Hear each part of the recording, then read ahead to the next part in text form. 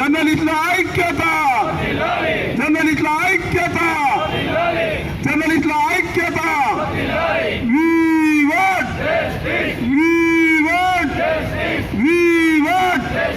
సాధిద్దాం సాధిద్దాం సాధిద్దాం. కావాలి కావాలి ఆవాజ్ దో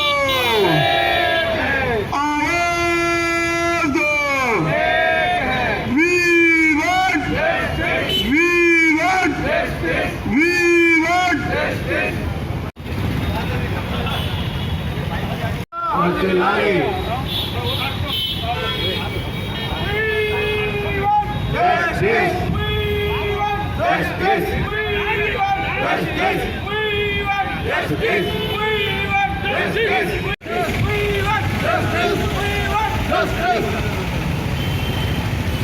జర్నలిస్టుల ఇళ్ల స్థలాల ఐక్యత గురించి ఈరోజు 5వ రోజు జరుగుతుంది.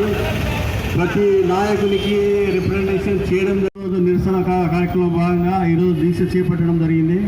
దయచేసి అధికారులు కానీ రాజకీయ నాయకులు కానీ ఇప్పటికైనా కళ్ళు తెరిచి మా ఇళ్ల స్థలాలు కేటాయిస్తారని చెప్పేసి మిమ్మల్ని వేడుకోవడం జరుగుతుంది. జర్నలిస్టులు అందరం ఐక్యతతో ఈరోజు శిబిరం స్టార్ట్ చేయడం జరిగింది. సాధించే వరకు ఈ శిబిరం అలాగే కొనసాగుతుందని తెలియజేసుకుంటూ జర్నలిస్టుల ఐక్యత, జర్నలిస్టుల ఐక్యత, జర్నలిస్టుల ఐక్యత.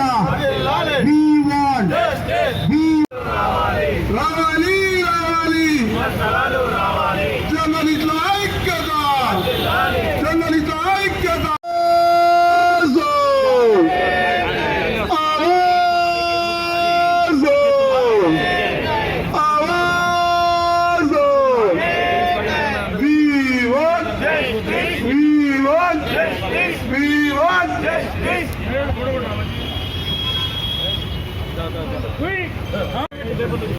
జర్నలిస్టుల ఐక్యత, జర్నలిస్టుల వెంటనే, జర్నలిస్టుల వెంటనే.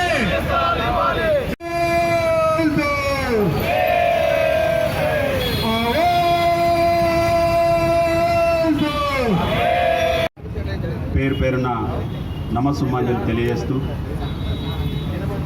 ఎన్నో ఏళ్ళుగా జర్నలిజంలో కొనసాగుతూ ప్రజా సమస్యల పరిష్కారమే ధ్యేయంగా పనిచేస్తున్న జర్నలిస్టుల సమస్యలు మాత్రం తీరడం లేదు. ఈ నేపథ్యంలో ఎన్నో ఏళ్ళుగా ఇళ్ల స్థలాల కోసం ప్రభుత్వ అధికారుల చుట్టూ ప్రజాప్రతినిధుల చుట్టూ తిరిగినా మమ్మల్ని కనికరించేవారు లేకపోవడంతో ఇక విసుగు చెంది ఇక చావో రేవో ఇళ్ల స్థలాలను సాధించడమో అన్న ఒక ఏకైక లక్ష్యంతో గత 4 రోజులుగా ప్రెస్ క్లబ్ ఆధ్వర్యంలో కార్యక్రమాలు చేపట్టడం జరిగింది. ఈ నేపథ్యంలో మొదటి రోజున భారత రాజ్యాంగ నిర్మాత డాక్టర్ బిఆర్ అంబేద్కర్ గారి విగ్రహానికి వినతిపత్రం అందించి అయ్యా మాకు రాజ్యాంగబద్ధంగా రావాల్సిన హక్కులన్నీ వచ్చేలా ఇటు ప్రజాప్రతినిధులను కానీ అటు ప్రభుత్వాన్ని ఇటు అధికారులకు కనుపు కలిగేలా చూడాలని వేడుకుంటూ వినతిపత్రం సమర్పించాం.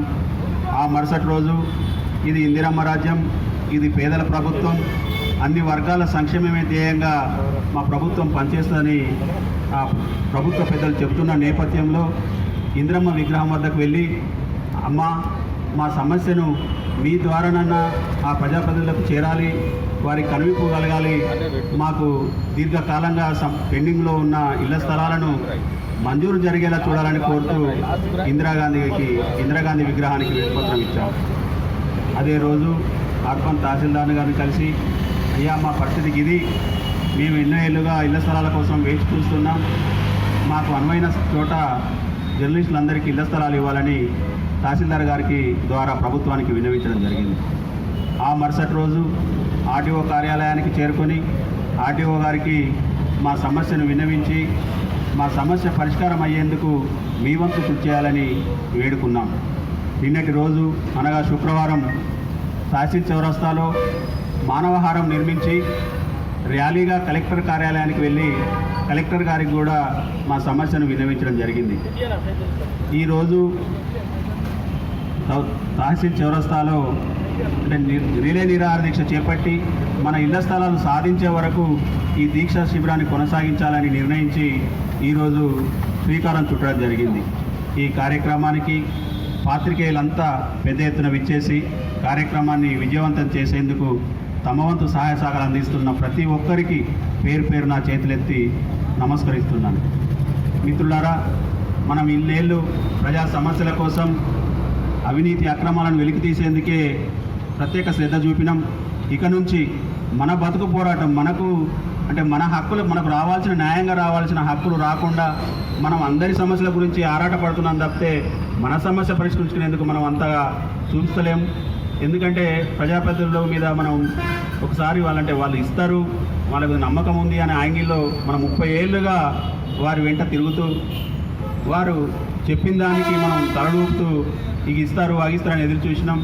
ఇక వారు ఇచ్చే పరిస్థితుల్లో లేరు అనే నిర్ణయానికి వచ్చి ఈరోజు ఇక ఉద్యమ బాట పట్టాల్సి వచ్చింది. మిత్రులారా, ఇదే స్ఫూర్తితో మనం ఇళ్ల స్థలాలు సాధించుకునే వరకు ఇదే అకుంఠిత దీక్షతో ముందుకు సాగుదాం. మనకు ఇళ్ల స్థలాలు సాధించుకునే వరకు పోరాటం చేద్దాం. అందరం ఐక్యంగా ముందుకు సాగితే సాధించలేదంటూ ఏమీ ఉండదు. మిత్రులారా, ప్రతి ఒక్కరూ మన కోసం మనం అనే యాంగిల్లో ప్రతి కార్యక్రమాన్ని విజయవంతం చేసేందుకు మీ వంతు సహాయ సహకారాలు అందించాలని ప్రతి ఒక్కరిని మనసారా వేడుకుంటున్నాను. సాధించుకోవాల్సినటువంటి అవసరం ఏర్పడింది. ఎన్నో ఏళ్ళుగా వాస్తవంగా మనము ఏ సమస్య ఉన్నా కానీ ఆ సమస్య దగ్గరికి మనం పోతున్నాం, కానీ మన సమస్యను మాత్రం ఎవరు పట్టించుకుంటలేరు. అందుకోసమే ఈ దీక్షకు దిగడానికి ప్రధాన కారణమైంది. రాజకీయ నాయకులు ప్రతిసారి మేము చేస్తాం అనుకుంటా ఎవరు కూడా చేయలేదు.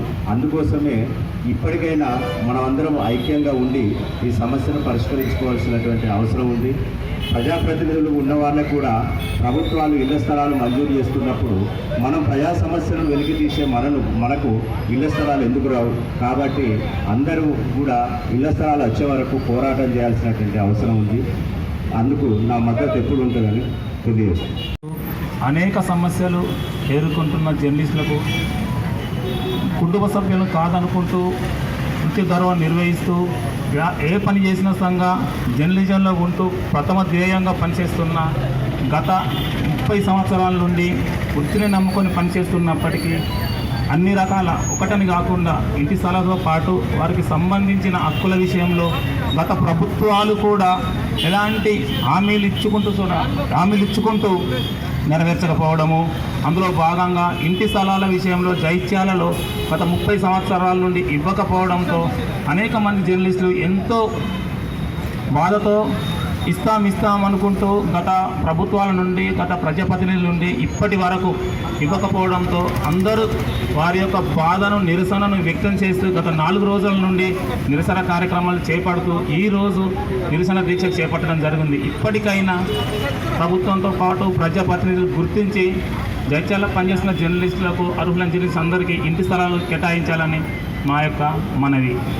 ఈ శిబిరాన్ని చూస్తే మనం తప్పకుండా ఇళ్ల స్థలాలు సాధించుకుంటామనే ఒక ఆశ కలిగింది. 30 ఏళ్ళుగా ఇళ్ల స్థలాల కోసం మనం పోరాటం చేస్తూనే ఉన్నాం. ఎందరో ఆయా పార్టీల నాయకులు వస్తున్నారు, కలుస్తున్నారు, మనం వాళ్ళని కలుస్తున్నాం, వాళ్ళు మనం కలుస్తున్నారు, హామీలు ఇస్తున్నారు, హామీలుగానే నిలబడిపోతున్నారు. వారి ఎన్నికల్లో కూడా మేము మీకు తప్పకుండా ఇళ్ల స్థలాలు ఇస్తాం, వాళ్ళు ఎందుకు ఇవ్వలేదు, మేము ఇస్తాం మరి అని హామీలు ఇచ్చి వాళ్ళు హామీలు నిలబెట్టుకోలేకపోతున్నారు. ఇక్కడంటే ఇక్కడ పోతున్నాం, అక్కడంటే అక్కడికి పోతున్నాం. అంటే ఇక మనం చెప్పద్దు, అలాంటి బతుకైపోయింది మనకి. ఇది జర్నలిస్ట్ అంటే అందరికీ తెలుసు తెల్లబట్టలు, కానీ తెల్లబట్టల వెనుక ఉన్న బాధ, తెల్లబట్టల వెనుక ఉన్న ఇబ్బందులు వారికి తెలియవు. వాళ్ళ జర్నలిస్టులకు అసలు ఏది కూడా ఉండదు. వాళ్ళకు ఉండే ఒకే ఒక అవకాశం ఇంటి స్థలం. ఆ ఇంటి స్థలాన్ని ప్రతి ప్రజాప్రతినిధి కేటాయించే విధంగా చర్యలు తీసుకుంటారని మేము భావిస్తున్నాం. ఒకవేళ ఇంటి స్థలాలు కేటాయించకపోతే ఈ దీక్ష తీవ్ర స్థాయిలో కొనసాగుతుంది. సాధించే వరకు కూడా, ఇళ్ల స్థలాలు సాధించే వరకు కూడా ఈ ఉద్యమాన్ని కొనసాగిస్తామని పేర్కొంటున్నాం. మన మిత్రులు చెప్పినట్లుగా మనము ఎక్కని రాయి లేదు, మొక్కని నాయకులు లేరు. మరి నాకు అర్థమైంది ఏమిటంటే బ్రహ్మ రాత అందరిది రాసినట, నారదుడు మొదటి జర్నలిస్ట్ అట. అయితే మీ జర్నలిస్టుల రాత మేము రాసేది లేదు, రాజకీయ నాయకులే రాస్తారు అని చెప్పిండట. అందుకనే మన రాతను మార్చే వాళ్ళు వాళ్ళేనేమో మరి. ఇప్పటివరకు కూడా ఇన్ని రూపాయల్లో మార్చినా కూడా 30 సంవత్సరాలుగా వచ్చింది. నేను సగం జీవితాన్ని ఎదురు చూస్తున్నాను. నాకు 25 ఏళ్ళు ఈ ఫీల్డ్లో ఉన్నప్పటికీ ఇగవచ్చే అగవచ్చే అని ఓయాసిస్లాగా ఉండిపోయినాం. మరి దీనికి అంతం లేదా అంటే కేవలం హామీలు ఇచ్చుడైన రాజకీయ నాయకులు అమలు పరచడానికి అని మీకు అవకాశాలు లేవా? జర్నలిస్టులు అంటే ఇంత చిన్న చూప? జర్నలిస్టులు అంటే ఏదో కలము పట్టుకొని ఏదో రాసేస్తారు అయిపోతుంది అని అనుకుంటున్నారు. కానీ మేము సాధనలో వివిధ రకాల రూపాల్లో ప్రారంభించినాం. ఇది శ్రీకారం ఇక్కడికి అయిపోదు, దానికి ఒక ఆకారం వచ్చేదాకా కూడా మా శ్రీకారాలు ఏమిటి అనేది చూపించి తీరుతాం. ఖచ్చితంగా సోదరులందరూ కూడా ఒక ఆకలి మీద ఉన్నారు, ఎప్పుడు మనకు ఇల్లు వస్తాయి అనేటువంటిది. మరి ఎంతోమందికి ఎన్నో హామీలు నెరవేర్చినటువంటి ప్రభుత్వాలు మా దగ్గరికి వచ్చే వరకునే ఇంత బలహీనంగా ఎందుకు అయిపోతున్నాయి అంటే మాలో సత్తా తగ్గిందనా లేకుంటే మీ సత్తా పెరిగిందనా? ఇవన్నీ కూడా చూపించుకోవడానికి మేము కూడా రోడ్డు ఎక్కడం జరిగింది. ఈ రోడ్డు ఎక్కిన తర్వాత ఏం జరుగుతుంది అనేది దీనికి అంతం లేదుగా. ఇది ఇప్పుడు ఆరంభం మాత్రమే. దయచేసి ప్రభుత్వాలు కానీ ప్రజాప్రతినిధులు అందరూ కూడా దీనికి సహకరించాలని చెప్పి మళ్ళొకసారి ఇప్పటివరకు వినతులే జరిగినాయి. ఇప్పుడు ఇక జరగబోయేది ఉద్యమానికి శ్రీకారం ఇవాళ మొదలైంది. ఈ దీక్షల దక్షత ఎట్లా ఉంటుంది అనేది కూడా చూపించాల్సినటువంటి అవసరం మాకు ఏర్పడద్దు అని మేము కోరుకుంటున్నాం. కానీ ఆ పరిస్థితులు మీరు కల్పిస్తే మేము చేసేది ఏం లేదు. ఖచ్చితంగా దీన్ని కొనసాగించి తీరుతాం, సాధిస్తాం. అందరు ఉద్యమాలు చేస్తే కవరేజ్ చేసేది ఈరోజు మరి పాత్రికేయులకు రోడెక్కే అవసరం వచ్చింది. మరి గత 30 సంవత్సరాల నుంచి ప్రజల సమస్యలను, ప్రభుత్వ సంక్షేమ పథకాలను ఎప్పుడప్పుడు ప్రజల ముందు తీసుకొస్తూ గవర్నమెంట్ ముందు పెడుతూ సేవలు అందిస్తున్న పత్రికలకే ఈ రోజు దక్కింది అంటే చాలా బాధాకరం. మన జిల్లాలోనే పక్కల మండలాల్లో మరి పత్రికలకు భూములు స్థలాలు ఇచ్చారు. మరి జగిత్యాల పత్రికలకు గత 30 సంవత్సరాల నుంచి ఎలాంటి సాయం లేదంటే ఇది మన ప్రజాప్రతినిధుల తీరు పత్రికల మీద ఉన్నట్టు మనకు కనబడుతున్నది. కావున నేను आज प्रेस क्लब जगत्याल की क़यादत में एहतजाजी धरना आरडीओ ऑफिस के रूबरू किया जा रहा है। ये आज सहाफ़ियों की जानिब से 5वां दिन।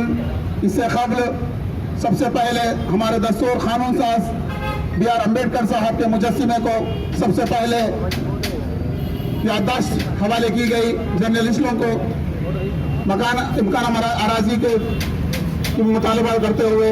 उसके बाद जो हुकूमत तेलंगाना में आई है, जो इंदिरा राज्यम के नाम पर सहाफ़ियों को और सबको बेघर अफराद को मकानात फराहम करने का वादा करते हुए, लिहाजा आंजनी इंदिरा गांधी के मुजस्सिमे को भी सहाफ़ियों ने एक तहरीरी याददाश्त हवाले करते हुए इम्कान अराजी का भी मुतालबा किया गया।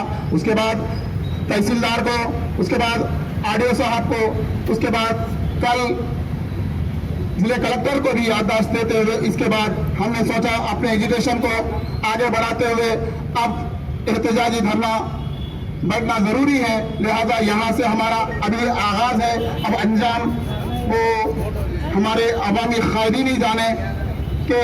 सहाफ़ियों के खिदमात तो इन्हें चाहिए, सिर्फ एक चाय बिस्किट पर सहाफ़ियों को मोहताज कर दिया गया। 30 साल से खिदमात लेते हुए जब ज़रूरत पड़ती है सहाफ़ियों की खिदमत लेते हैं, लेकिन सहाफ़ियों का देरीना मसला जो इम्कान अराजी फराहम करना है, सुप्रीम कोर्ट ने भी जो गाइडलाइंस दी है सहाफ़ियों को अराजी फराहम करने, लेकिन अफसोस कि यहाँ के सहाफ़ी जो 30 साल से खिदमत अंजाम देते हुए भी एक मुद्दा अराजी हासिल करने के वो नहीं रहे। तो लिहाजा